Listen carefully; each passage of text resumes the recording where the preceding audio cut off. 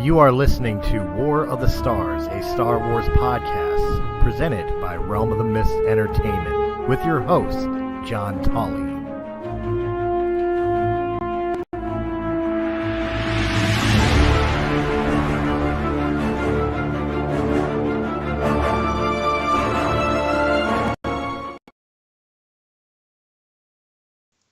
Hello, everyone, and welcome to War of the Stars, a Star Wars podcast. My name is John Mark Tolley, and as always, we're coming to you from deep within the Outer Rim, far beyond the watchful eyes of the Galactic Empire. As I said earlier, I kind of messed that intro up, but oh well. My name is John Mark Tolley, joined as always by my co-pilot, Mr. Christopher Stolley. Yeah, I thought you did very, very well on that intro. Well, thank you.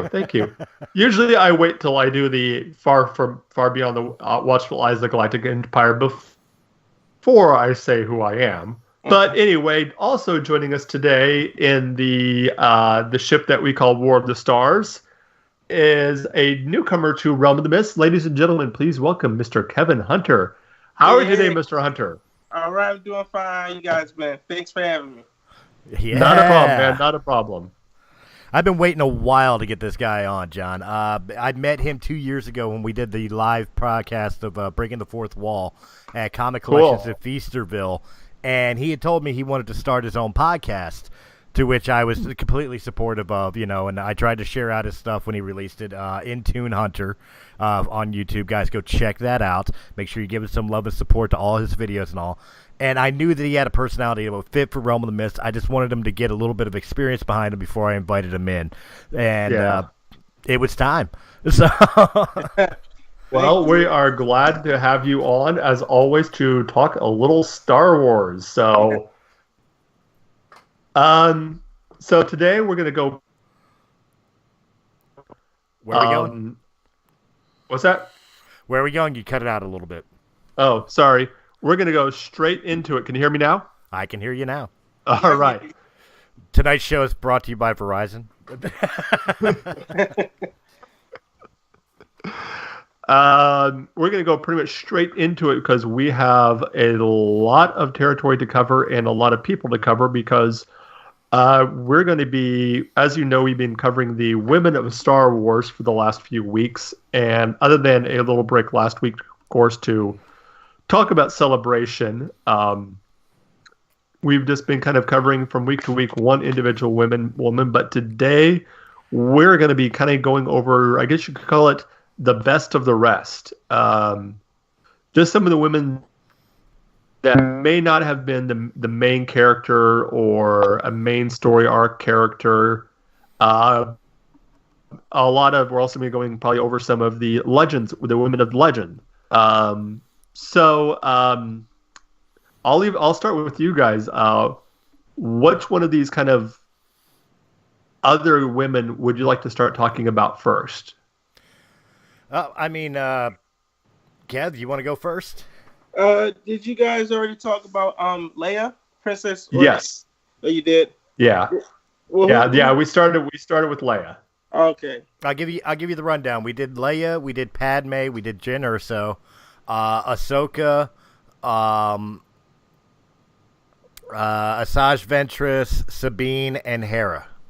Yeah. Okay. And we're saving Rey until the end. So we're going to end with Rey. Which is what, next week? Probably, yeah. Yeah. Well, let's start off with probably one of the most important side characters if you want to go with the overall story arc of Star Wars and what she means, even though she's only in a few scenes, and one of the scenes was a deleted scene, is Mon Mothma. Yes. I mean, you want to talk about someone who was critical to the rebellion. Mon Mothma is one of the most important characters in the Star Wars mythos. Mm-hmm. No, you're not wrong. She definitely was an unsung hero. She was the silent leader behind the rebellion. Leia was really the face of the whole rebellion, but behind the scenes, kind of the Darth Sidious, if you will, of the Galactic Alliance was Mon Mothma. Yeah.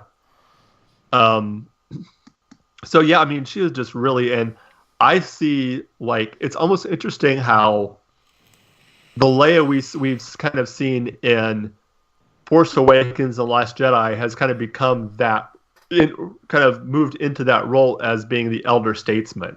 You know, at first it was Mon Mothma was kind of the elder statesman of the rebellion, and now Leia has kind of come into that role throughout the last two movies. So that's kind of an interesting juxtaposition, how, you know, her taking that role. And of course, but I mean, it was kind of always Leia's role to begin with. When you were talking about, like, even when you talk about the deleted scene from Revenge of the Sith, Mon Mothma, although was a stoic character, exuding the belief in the old ways of the Old Republic, the new Old Republic, not the old Republic. She was never very confident. She kind of took her lead and her poise from people like Bail Organa and from Princess Leia, you know, even from Padme.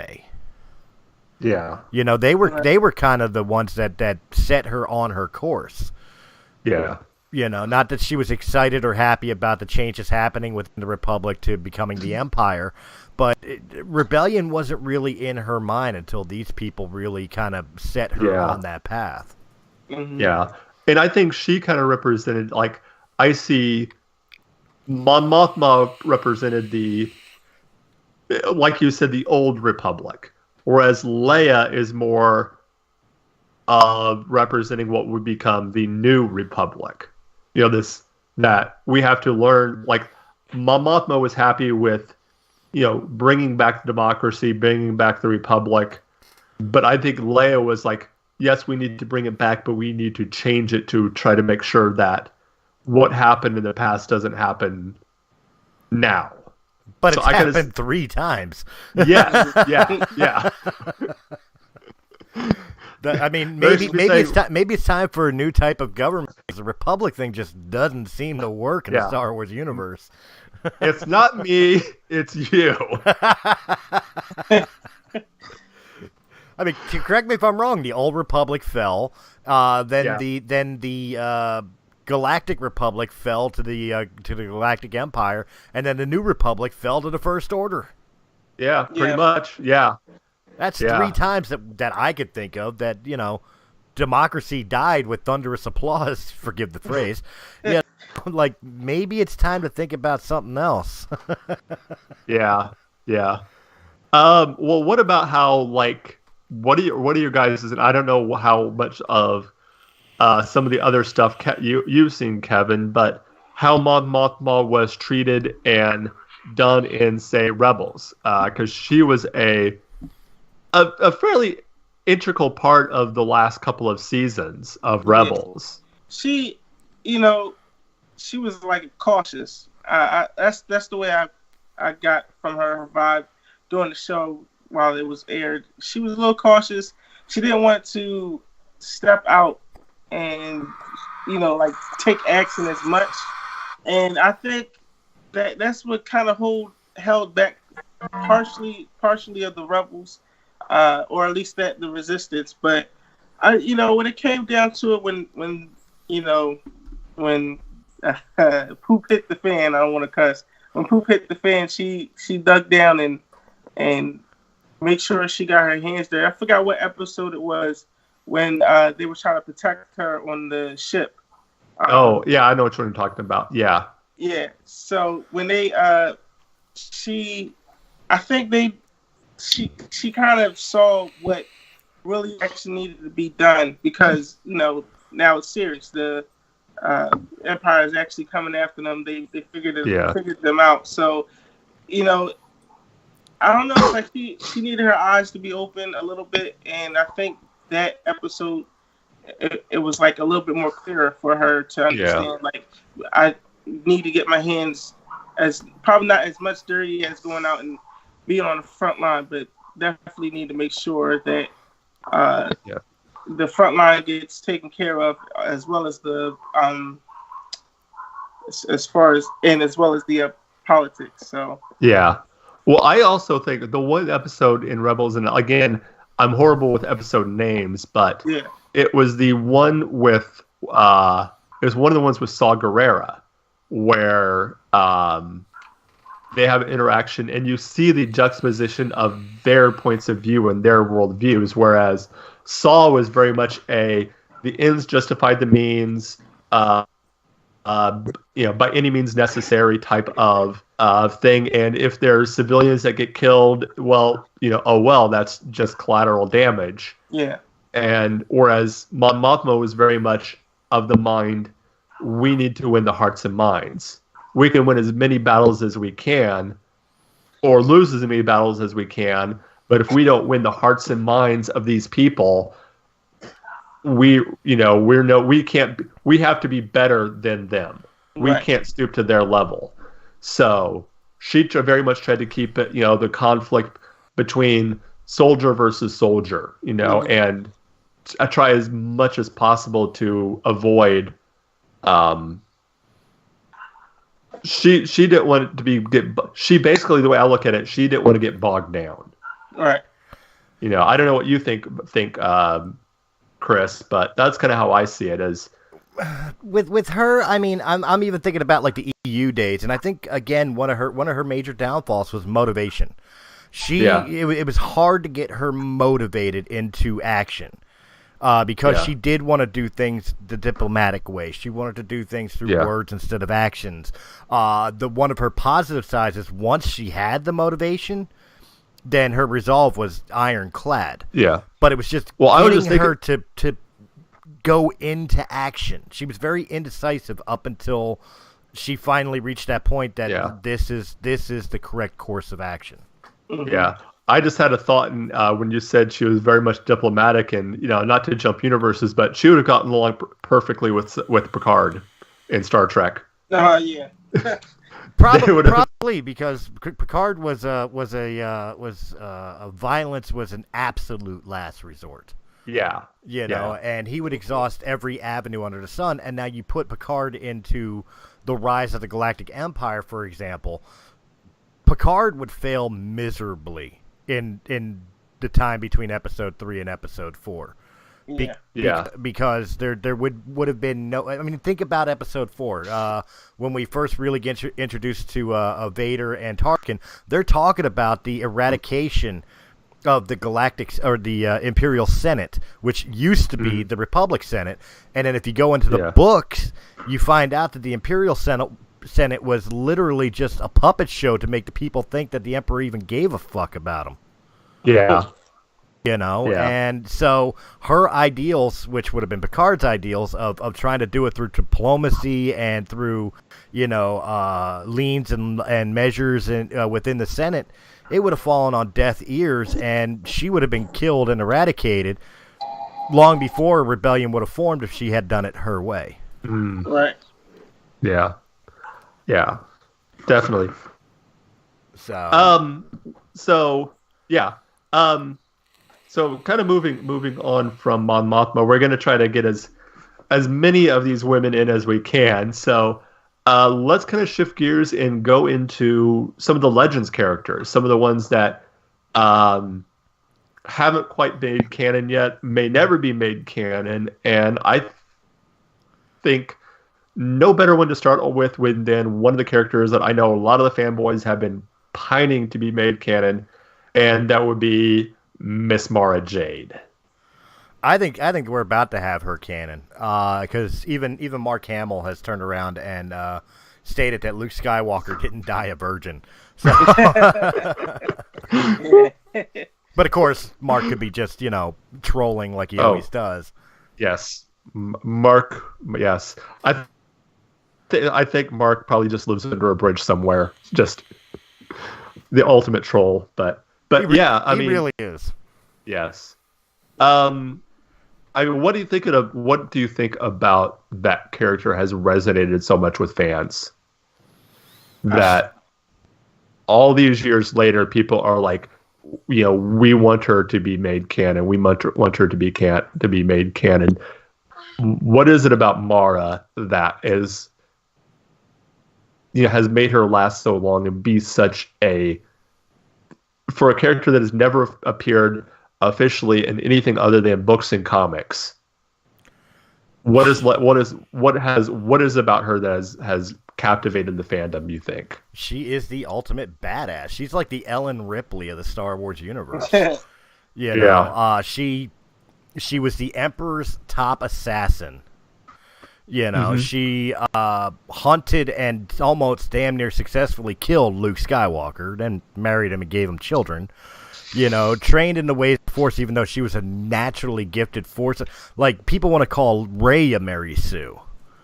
You know what I mean? Mara was an absolute Mary Sue, but at the same time, just the way she was presented, that you couldn't help but fall in love with her and know that she was the type of person that could, like, if the Jedi fell, she'd be the last one to die. Yeah. Yeah. Yeah.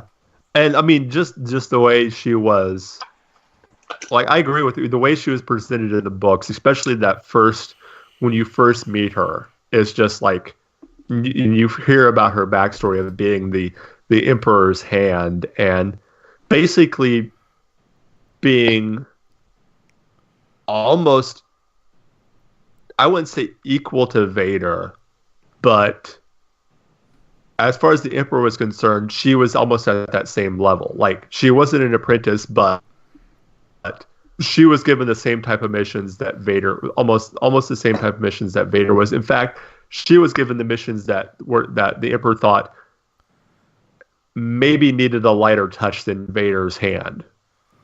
I almost got the impression that she was Vader's replacement. Like, before the Emperor's fall, I think he was starting to get feelings of doubt in Anakin.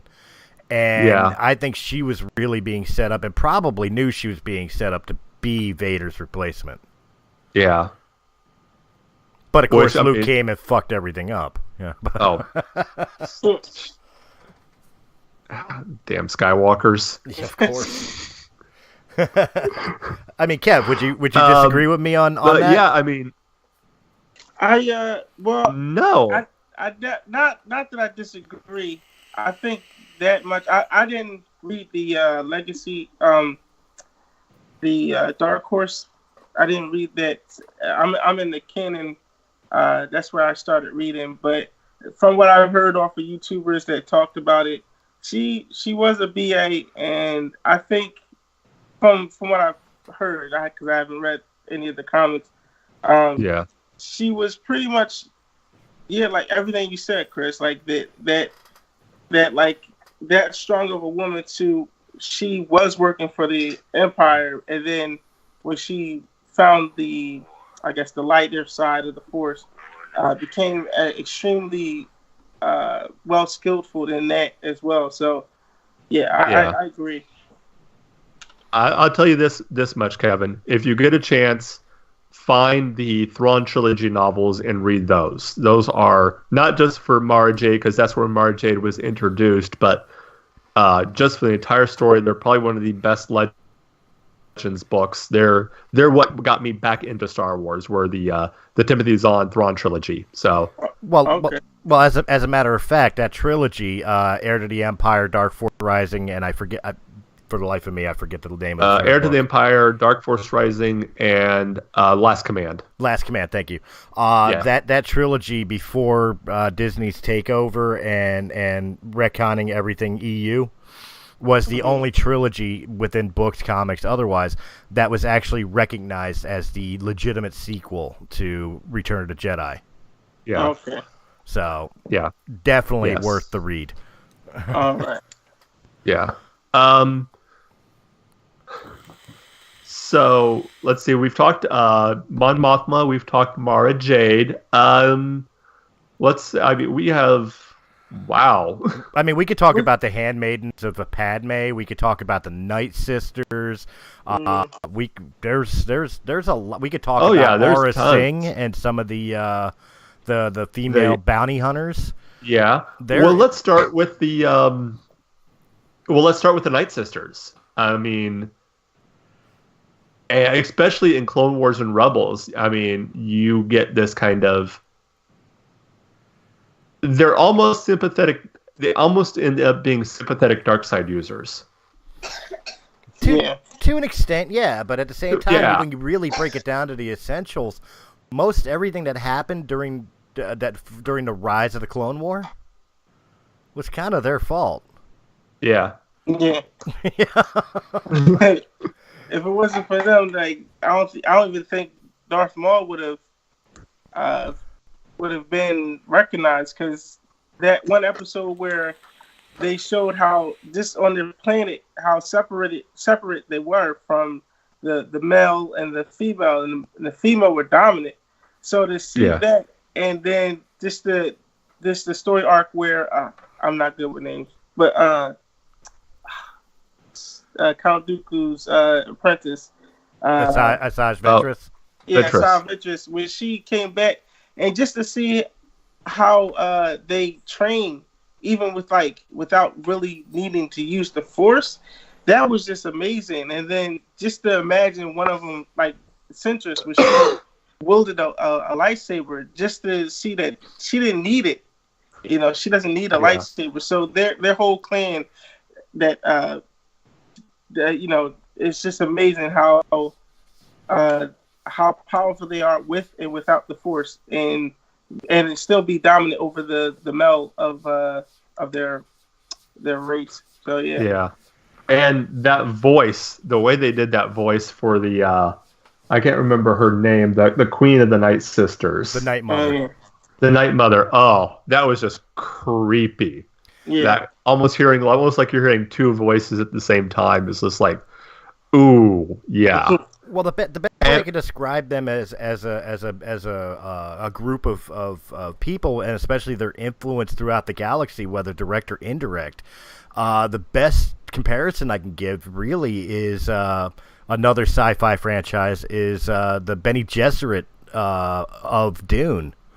Where they may not have been in total control of everything under the sun, but they had their influence in everything. Yeah.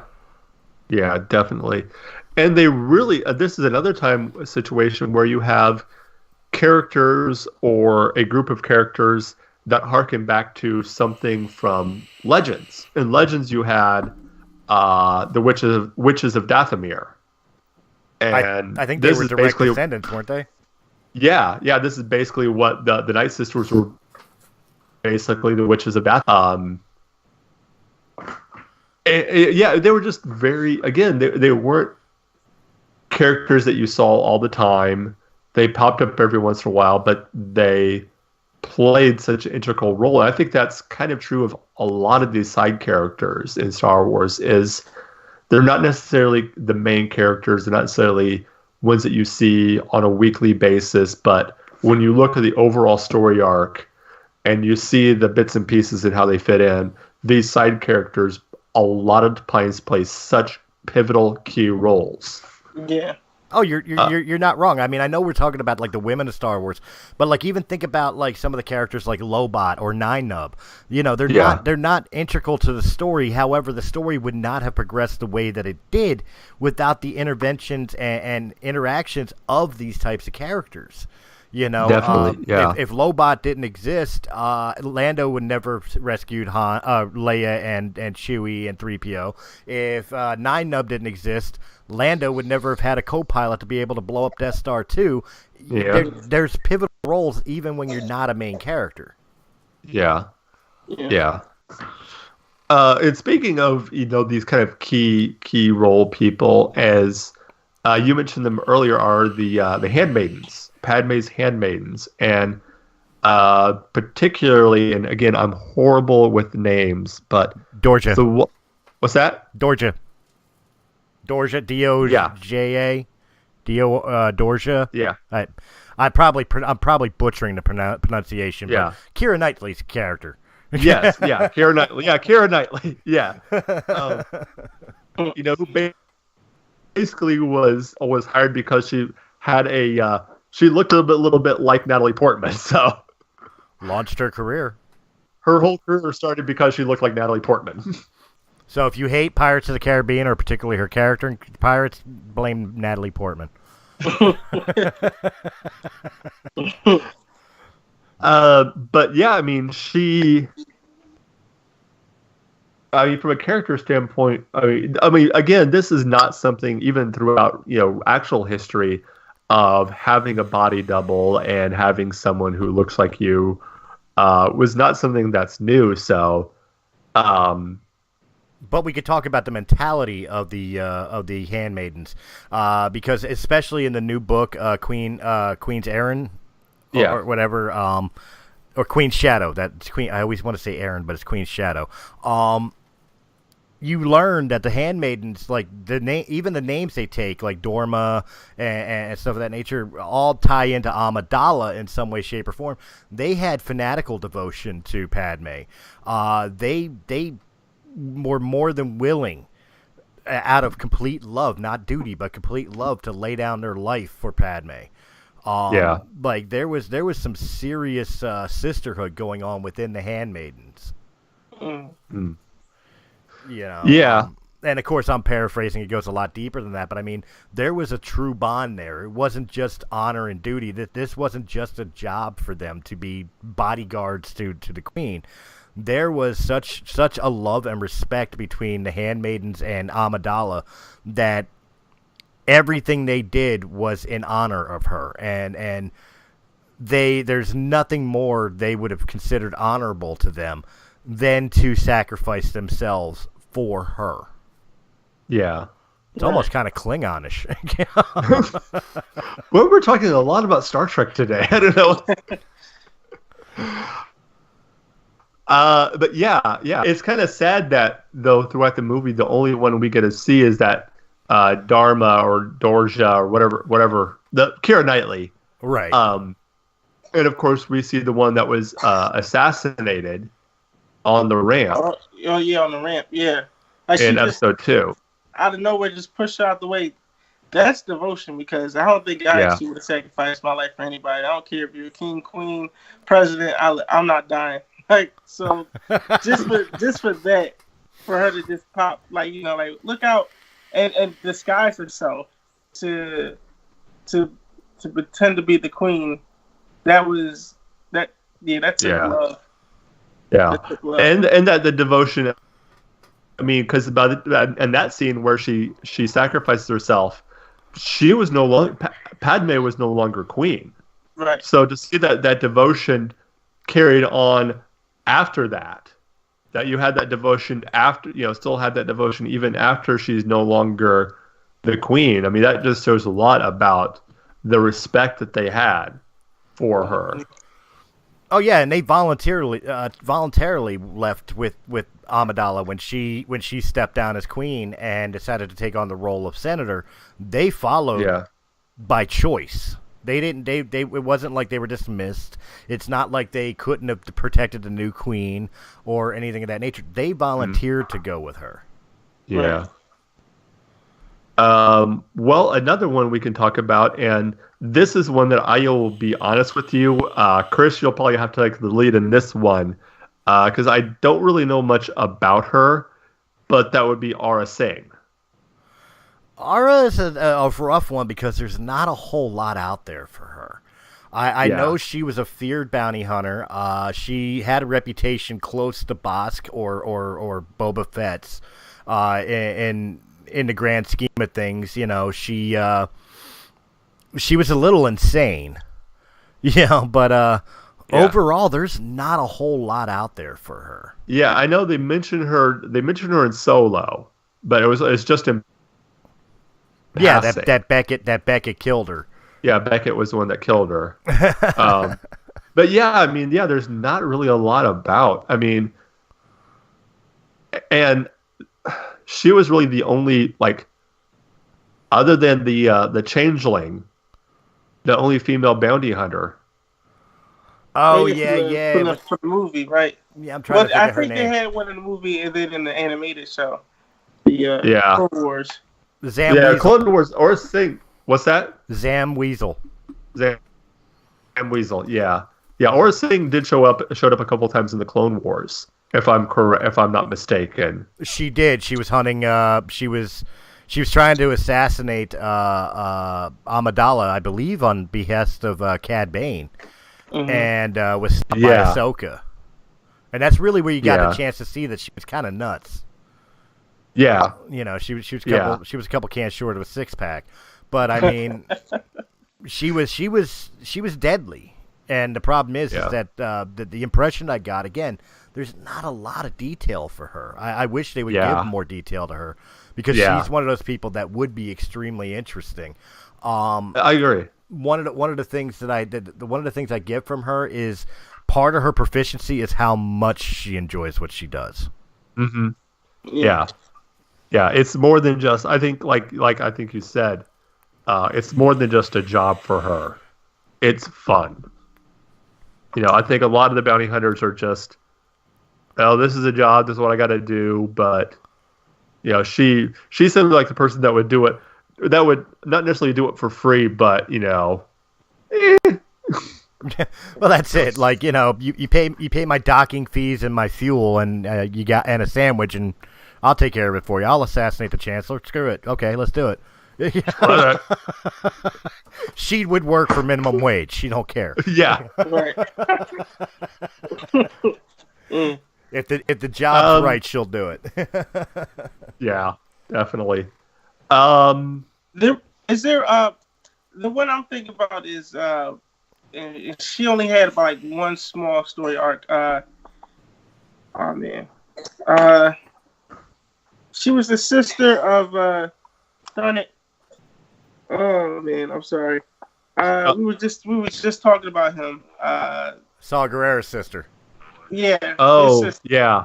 She, like, during the course of them training and learning how to fight back for themselves, and like she became her own character to whereas, and this is good writing, because they actually made you care about somebody that eventually died later on, probably like 3 episodes in of that story. So, like, she motivated a lot of people and really helped push Saw Gerrera over to not caring about anybody. But I think if she didn't die off of not being caught by Ahsoka or that explosion, I think we would definitely, probably wouldn't change that as much, but we would have had a different Gerrera, I think. Oh, definitely. You're absolutely right, because I think one of the pivotal points of her character's involvement in that story arc was that she really was kind of Saw's moral compass. What we got of the broken and paranoid man in Rogue One is directly resulted of the fact that he no longer had his sister there to keep him grounded. Right.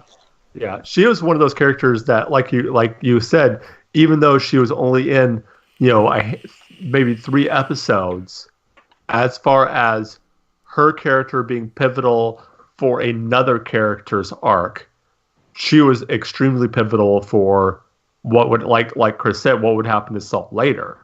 That's a situation where one character affects another character in the story. So, she may not be the main character for, but she was a linchpin character. And when she was pulled out, i.e. dying, all the dominoes in Saw Gerrera's head just kind of crumbled, and he became the man he became. Well, I mean, we could make that argument for a lot of different characters. We could talk about Satine. The Duchess of Mandalore. Yeah. A friend of Padme, but, unofficial love interest of Obi-Wan Kenobi. Yeah.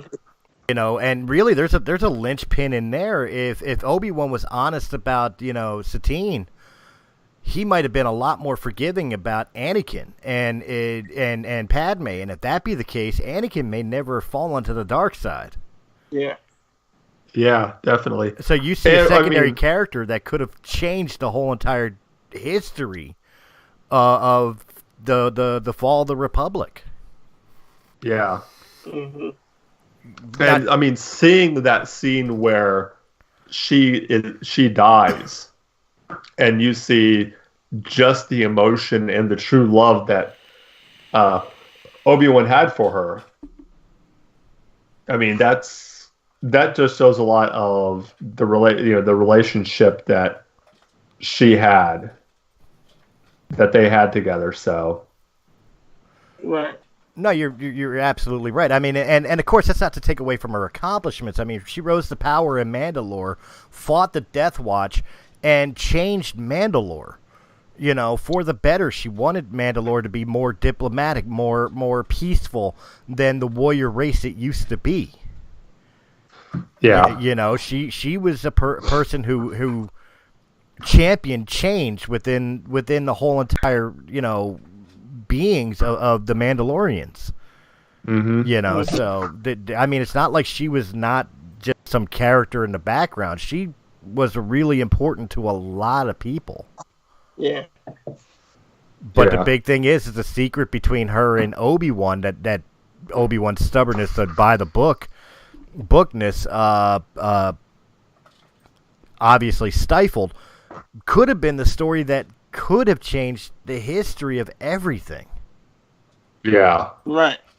Because so like you said, that would have had Anakin reveal himself and not go down the path that he did, to have to think that I have to be a master in order to get into the back wall of the secret, I don't know, like the locked vault, to make sure that he could learn a way to keep Padme alive. Because if he would have came out, if Obi-Wan would have came out and said, listen, or just to Anakin, not even the whole Jedi Council, but only to Anakin, like, me and her, we had a thing, and it might happen again, then that would have resulted down for Anakin to say, well, me and Padme got married in episode 2 when I lost my arm, and we've been a thing, we got a child, and that would have, they wouldn't have fought on Mustafar, pretty much, I think.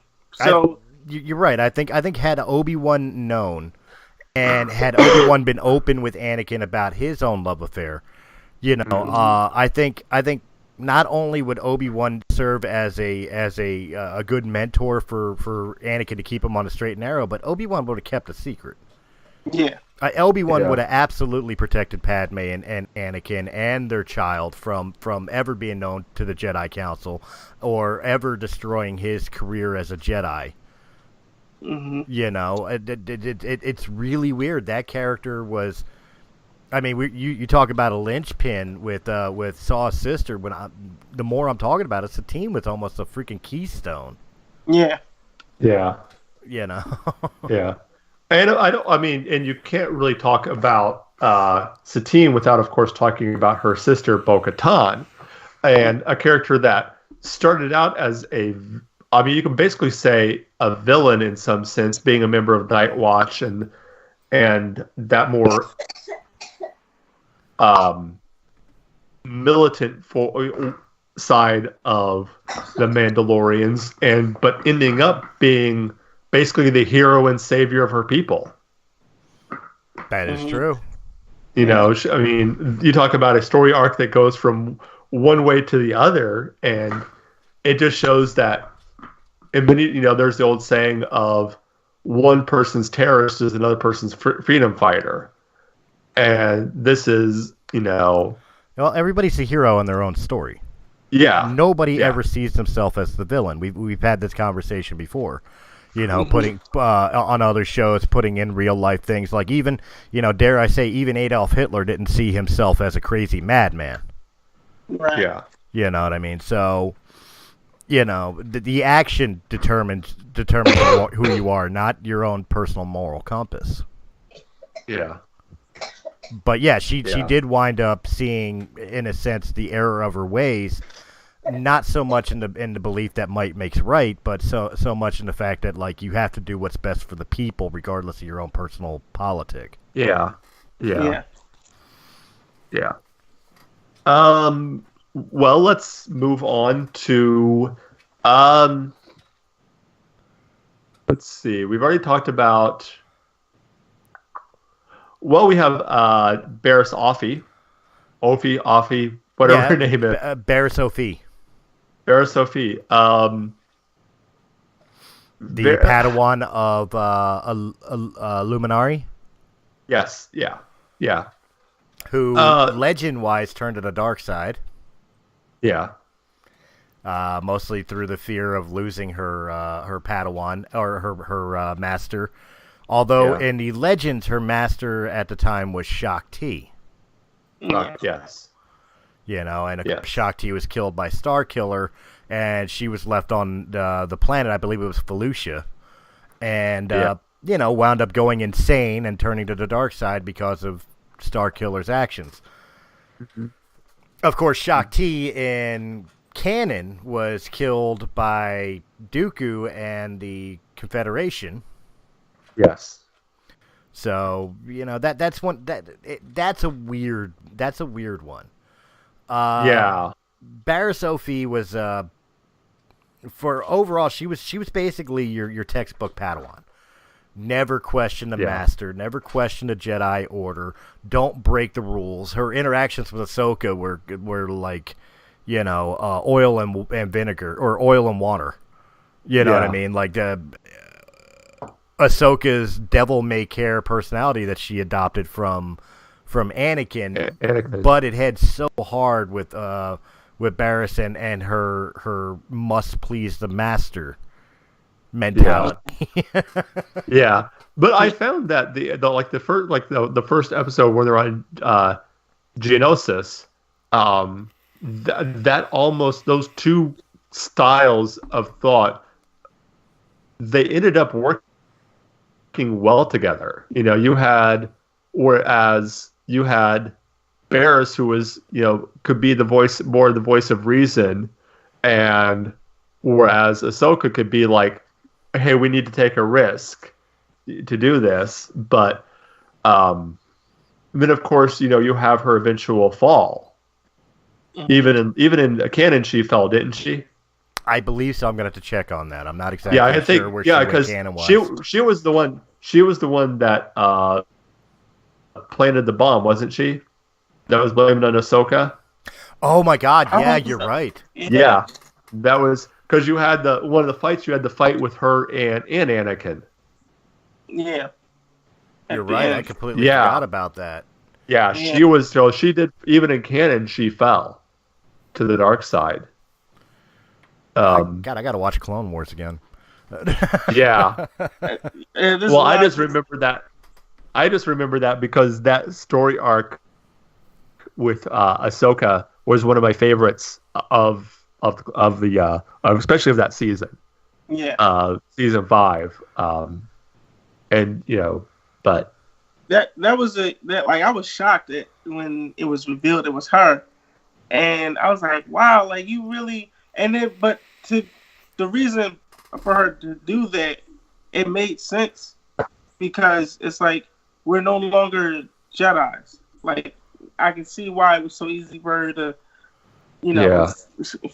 fall or slip over to the dark side, because then we're protecting politics. We're fighting their war, but we're basically supposed to keep the peace between all people.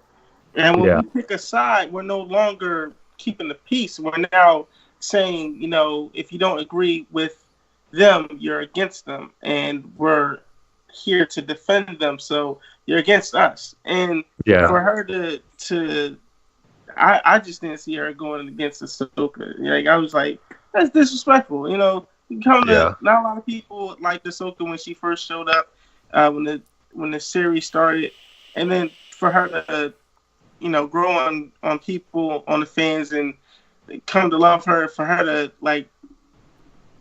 to think that she actually would have killed all those Jedi, and then come to find out somebody that she trusted and thought was her best friend. That was very shocking. Yeah, well, I mean, that was the ultimate betrayal. Wasn't it? Yeah. They basically came up together. They were probably about the same age, so they probably were younglings together. They probably, they probably were basically raised together. They probably, went into the order at the same time at a very young age. So they probably had known each other for basically all of their lives. So, it's like battling an elementary school friend. Yeah. Yeah. Yeah. It's one thing, for, someone who's older Jedi to leave, that's bad. But when you have someone like that who was, probably one of your closest friends to not only betray what you believe in, but to basically throw you under the bus and blame you for something. And it's yeah. Yeah. No, you're absolutely not wrong, and Kevin hit it square on the head with the fact that she was with the canon. Again, I completely forgot the story because there's only so much this brain can hold. Right. And I follow a lot of mythos, not just Star Wars. It just happens that Star Wars takes up most of my brain. But the mythos for her actual canon fall was the fact that, like, because we're no longer the Jedi that we're supposed to be, we're no longer following the code, we're no longer the peacekeepers, the middlemen, we're no longer not aligned to a particular faction, we're no longer the people that are looking for knowledge through the Force. We're now generals and commanders and Republic puppets. If anything, you could say Barriss actually saw the fate of the Republic and the Jedi Order. Yeah. Mm-hmm. Mm-hmm. Definitely. Yeah, she's definitely a very... It's almost like the old saying of... With her, I get the saying that comes to mind with her is, 2 wrongs don't make a right. Right. Mm-hmm. What the Jedi were doing was wrong, but fighting it with something else is wrong doesn't make it right. Yes, she might have been doing what she did for the right reasons, but what she still did was still wrong. Mm-hmm. And that's absolute truth. That's absolute truth. Excuse me. And I'm not sure what happened to her after. I haven't really read a lot of the new canon or the comics, so I'm not really sure what happened to... I don't think she's really been mentioned. Yeah.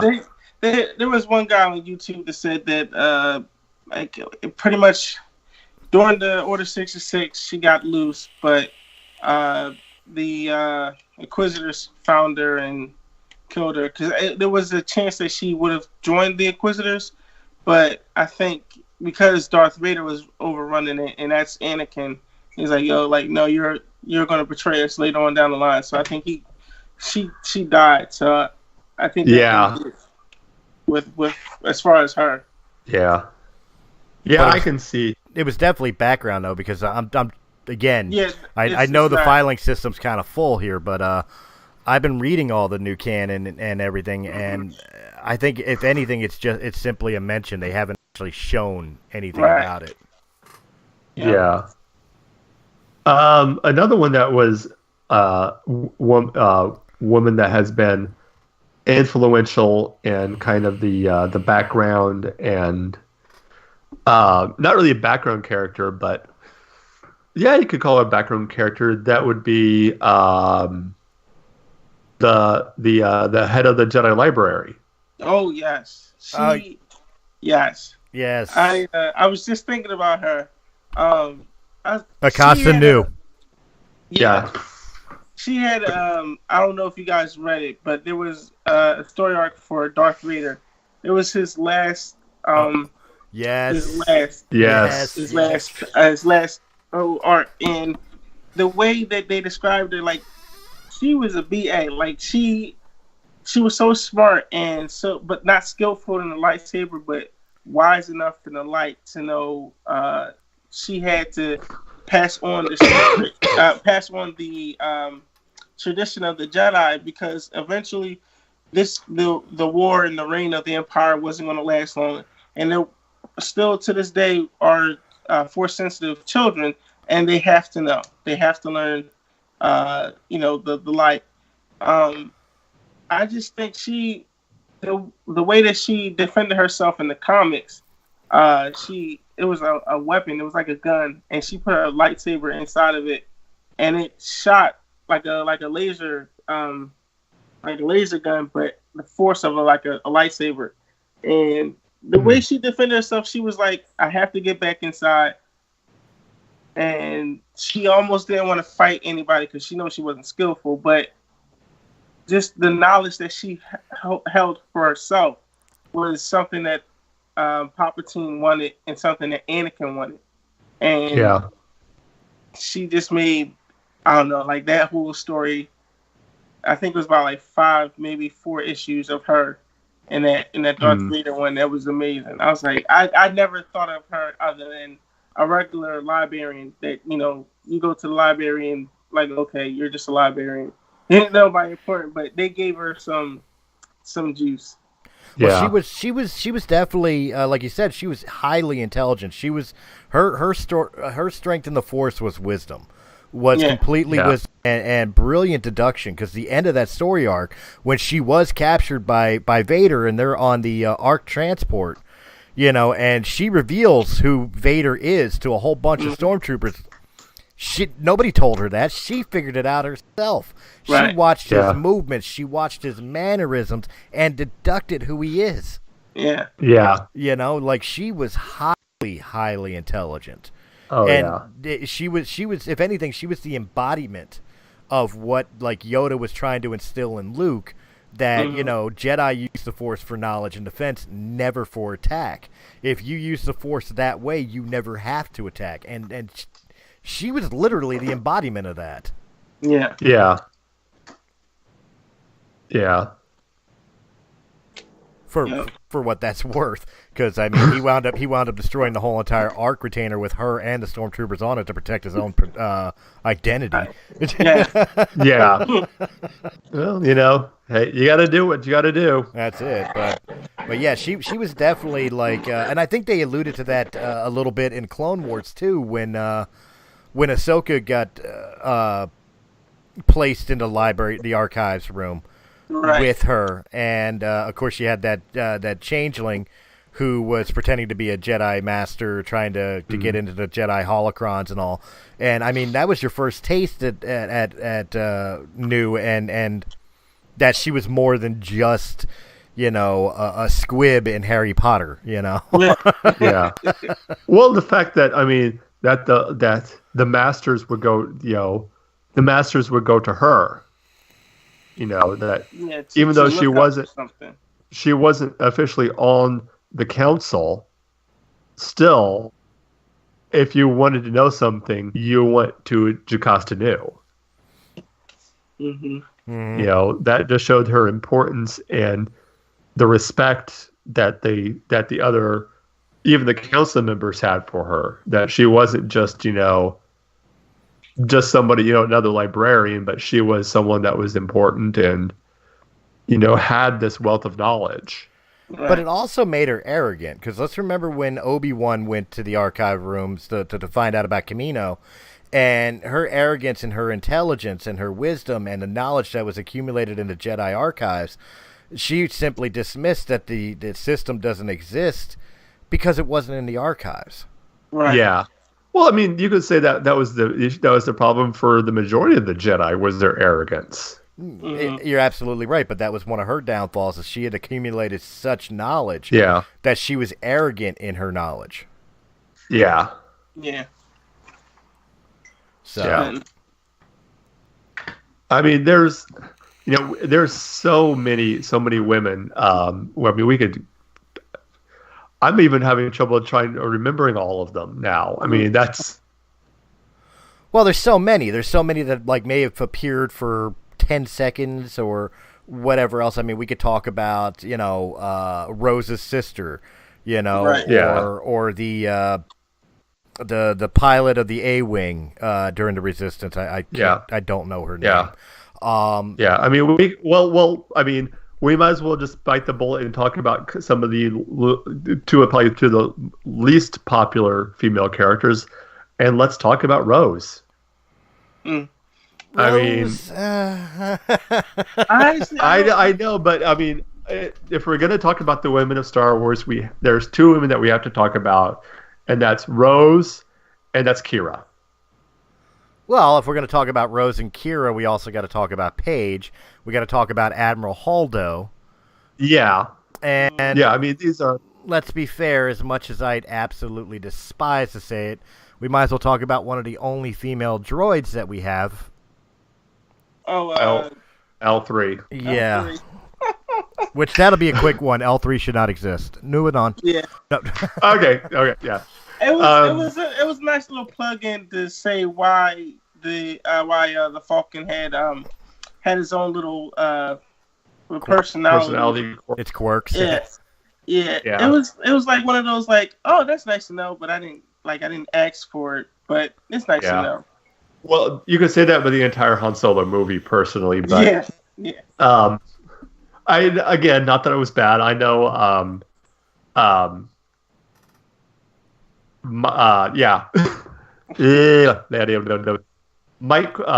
Mike Quinn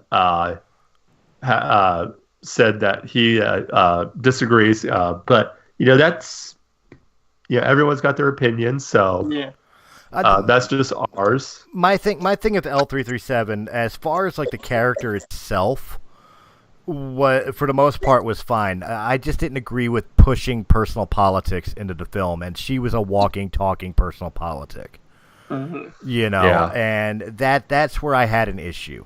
If she was just a quirky droid who existed within the Star Wars universe as a quirky droid, I wouldn't have anything to say.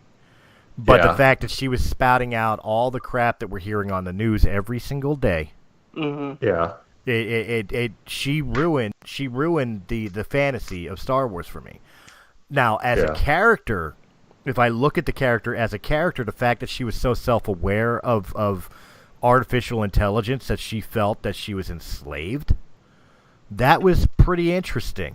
The fact that she was in love with a human, even though she despised her human overlords, because she was head over heels in love with Lando.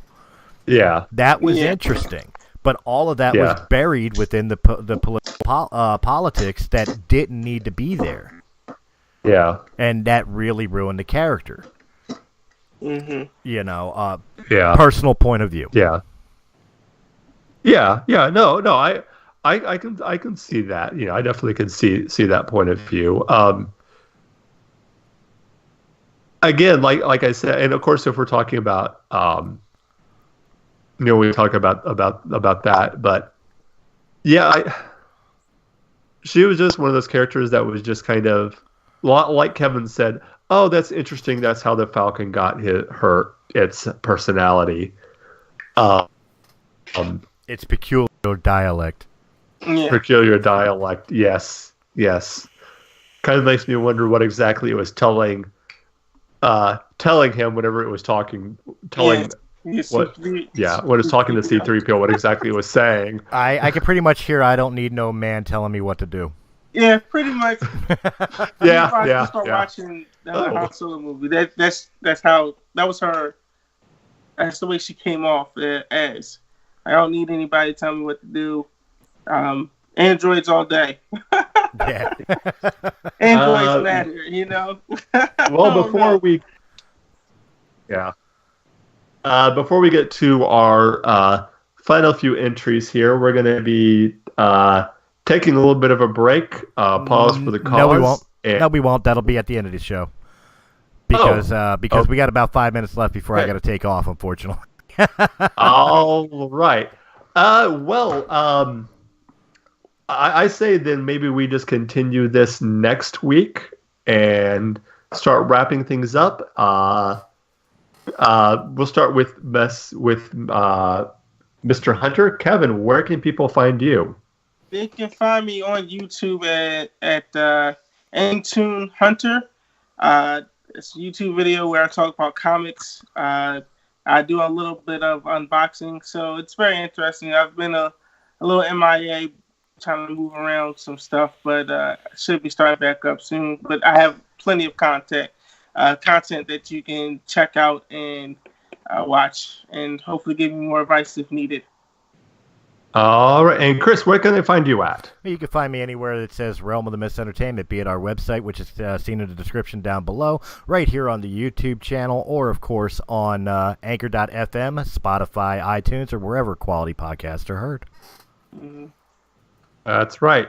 And you can find me, of course, on Facebook at Mark Tolley and on Twitter at John Mark Tolley 1. Also, anywhere where Realm of the Mist is heard. And before we get out of here, I wanted to take a little minute to talk about something that has been all over the internet, on YouTube. Some of you might have heard it or seen it. There's a video going around of a reaction video to the episode 9 trailer where there's that super excited fan? The man who is crying, just openly weeping at the trailer. And he has gotten a lot of attacks. He's been bullied, just all kinds of things. And we, as longtime Star Wars fans who have grown up with this, and anybody who's in the quote-unquote nerd culture, whether it be Star Wars, Star Trek, whether you play D&D, we're used to this. We're used to the eye rolls, oh, you like Star Wars, or oh, you play that type of attitude from the outside. Right. What has hurt me and what has gotten me is many of these attacks have come from the fandom. Many of these have come from people who say that they're Star Wars fans. People, we should be better than this. And we've proven that we can be. I was so amazed and so happy even though I never didn't like her character, of the response to Kelly Marie Tran when she came out, that she got a standing ovation, that Ahmed Bassett, I think that's his name, Ahmed Best, got a standing ovation, that these characters have, even though we don't like them, we may not like the characters, we can still respect the actors that played them and still show respect for that. And after watching a video of Star Wars Theory completely, and in the most classy way ever, eviscerate these bullies, That's what I was going to say. Is I saw this through Star Wars Theory's response to it. Yeah. Shortly after that, I was going through and I saw a video of 2 young people that were reacting to the episode 9 trailer. And at first, I wasn't going to watch it because I thought to myself, these are probably just a couple of kids who've only watched the prequel trailers. But then I decided, you know what? No, I'm going to watch it, see what their reaction is. And I saw the complete joy in their face. I saw them as look in just that look of recognition of hearing Luke's voice, the look of joy and glee as they saw Lando, and then of course the look, of them almost coming into tears of seeing Leia, and then that look of shock of hearing the voice, that laugh of Palpatine. And it hit me, in the past we've talked about on the show about how different generations have their Star Wars. You have me and Chris have the original series. Someone who's a little bit younger, maybe the age of Keith, theirs would be the prequel trilogies, and these kids would be the sequel trilogies. But after watching this, I think I was wrong. It's not a matter of this is my Star Wars, this is your Star Wars, this is their Star Wars. No. Ladies and gentlemen, this is our Star Wars. Yep. Until next time, may the Force be with you. Always.